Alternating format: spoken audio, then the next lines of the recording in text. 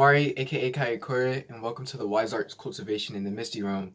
Now, today I'm going to be talking about the Demiurge, you feel me? So, the Demiurge, right, is this thing in Gnosticism.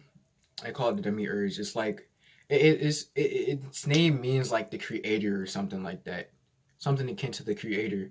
And it's basically the creator of the material world, not like the creator as like, hold on, gotta take a sip of this tea, you feel me? This brew house brew.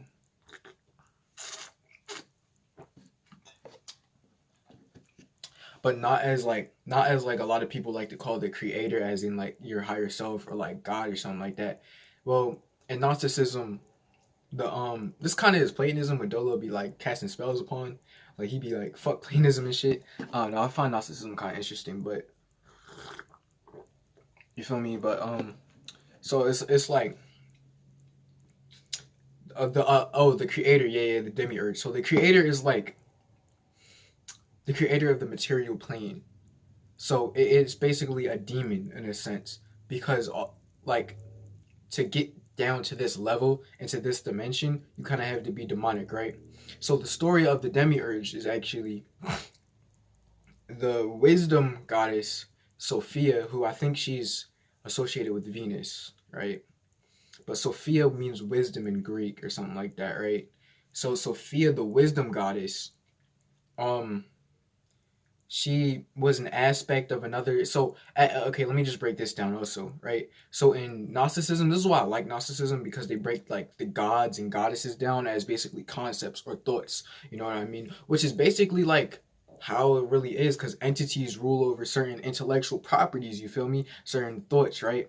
So when you get into like these types of not religions but like spiritual philosophies, you know what I mean?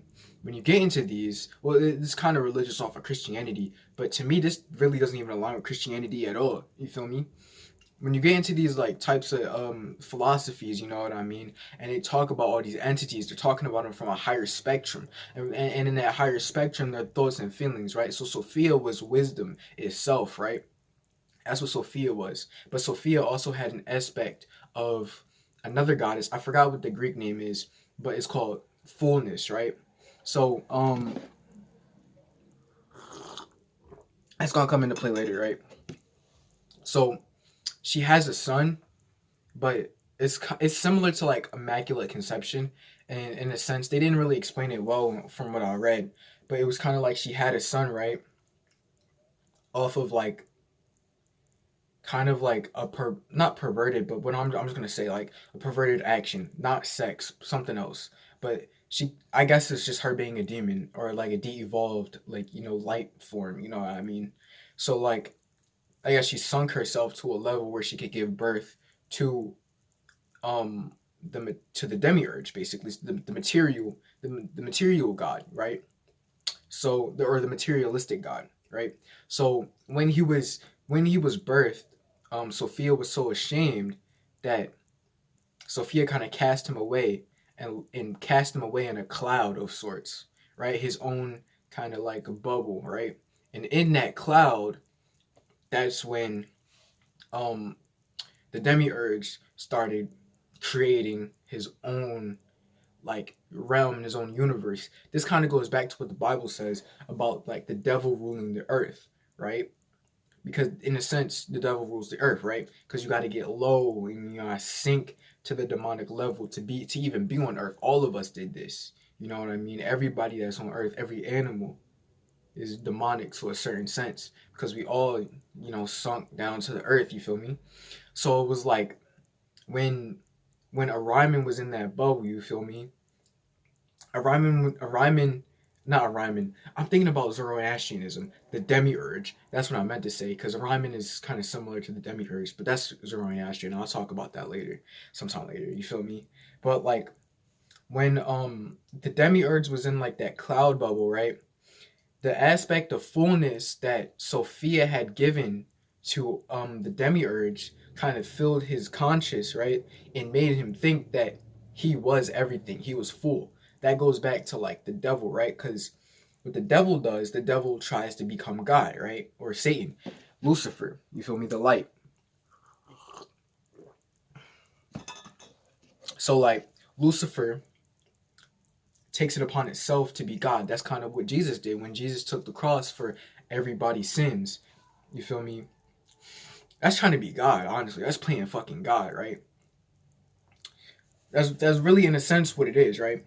So when the demiurge was in that bubble, it thought of itself as absolute fullness, right? So it thought nothing of others, right? It didn't think that anything was outside of itself, right? So when it was creating the material realm, it all that kind of arrogance and pridefulness kind of got imbued into it, right? And so that's how the Gnostics would have viewed this type of situation of incarnating on Earth, right? And that's also similar to like the times, because during like the Gnostic era, I believe like they were sexually repressed and stuff like that. You know how the Christians are. Like because this was coming from like a post-Christian, not post-Christian society, but this was the apocryphas of the Christian kind of stuff. The Book of Thomas and stuff like that, right? So a lot of these people rejected the material world in favor of like higher realms, but they did it in a different way than the Christians do it, because the Christians, right, even to this day, the Christians repress themselves, and it just goes back to a situation where you're gonna have to face your demons. And like I said in my last video, if you run, you run right into what you wanted to evade in the first place, right? So they walking down this path, right, and they running from something, but little do they know, they walking down the path, right? They running from their demons. They gonna run right back into their demons, and their demons are gonna face them, and then it's gonna be even worse, like a Pluto moment. You feel me? I didn't have one of those. I didn't have many of those, bro. It's just fucking terrible. I mean, everything exists for a reason. Go through a Pluto moment, you gonna learn some shit. You gonna fucking change. You gonna change your fucking ways, bro. Pluto gonna set you straight. It's just gonna take a little bit of time, You're gonna go do some deep pain or some deep realization, But that's in a sense what like the demiurge is, and this concept also got played out through Attack on Titan, right? And I always bring shit back to anime, right? So in Attack on Titan, it's this character named Ymir. Ymir is, well, first off, Attack on Titan kind of plays off of like Norse mythology and stuff. So Ymir is actually a god in the Norse mythology. I forgot which type of god or goddess it is, but it is similar. And then there's also a world tree, which is the tree Yggdrasil. The tree Yggdrasil is kind of like the world tree that connects all of the 9 realms in Norse mythology. So that tree exists in the Titan realm, right? I mean, at this point, if you don't watch Attack on Titan or anything, you don't want to be spoiled, just click off. Because, I'm going to get deep into it, you feel me? Right? But, like, in the Titan realm, right? In the Titan realm, Ymir is basically shaping all the Titans, right? And in doing that, because it was, for a long time, it was a big mystery of how these Titans even came to form in the first place. Because it's just like, the Titan shifter just bleeds, all of a sudden it's a Titan appears, you know what I mean? And then just random Titans keep appearing. So how the writer did this, right? This is pretty genius. I don't even know if the writer meant to do it like this, but the Ymir is basically the demiurge, because Ymir is shaping in Ymir's realm. She's shaping these Titans from like sand, right? That's basically what the demiurge does. The demiurge also means like the craftsman, right? So that's what the demiurge is doing. The demiurge is shaping things, The demiurge is shaping things in the material world. And in the show, they also call the Titans, or the people that are able to turn into Titans, which are called the Eldians, they also call them devils, right? So it's saying that, oh yeah, and also there was a story of Ymir.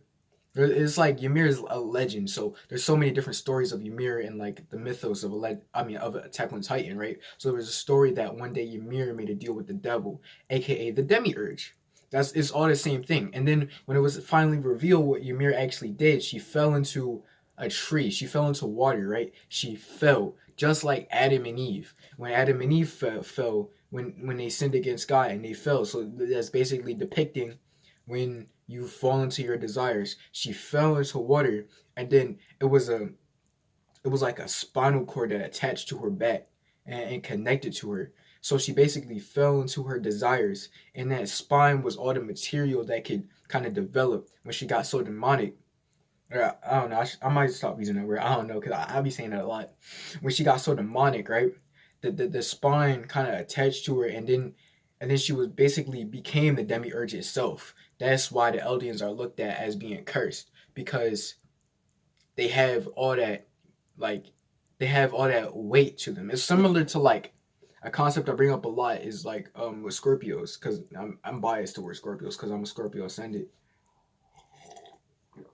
But right, with Scorpios, right, Scorpios may be looked at as like weird or like dark or something like that because it's so deep, right? And that's the dark side of being deep, because a lot of Scorpios idealize being deep, and I feel like that's the position that the Eldians were put in, right? Because they didn't have this choice. They were just, if you're born an Eldian, you have the power to like turn into a Titan, right? And embrace the demiurge per se, right? Being a Titan is kind of like this mindless state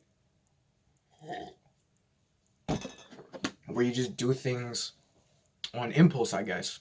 And that's basically being a demon and going off of like your feelings and stuff. And that's what the animals do, right?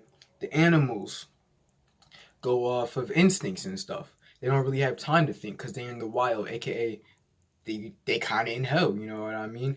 They kind of trapped in a cycle where it's killer be killed, survival of the fittest. That's the cycle in the wild. You feel me? With the animals, and the more higher you get, the more you kind of like evolve past that cycle. Because as humans, now we're on civilization. You know what I mean? But we're still trying to build. So we're still emulating the demiurge, you feel me? So it's kind of some shit you gotta like build in your mind, you know what I mean? That's the next step, building in our mind, because we keep building physically. But that's what a lot of people don't understand. That's what the colonizers didn't understand, right? When the colonizers got to like the Native Americans and shit, and the Africans and shit, right? They saw these people with all these like with huts and shit, and they didn't have like big buildings and shit, right? But you don't know, the more you build, the more demonic you get, because the more attached you get to the physical. The less you have, the less you get attached to the physical, the more you can ascend, right? The less that's pulling down on you. So it's like, it's a good and bad side to everything. You just gotta learn how to balance that shit.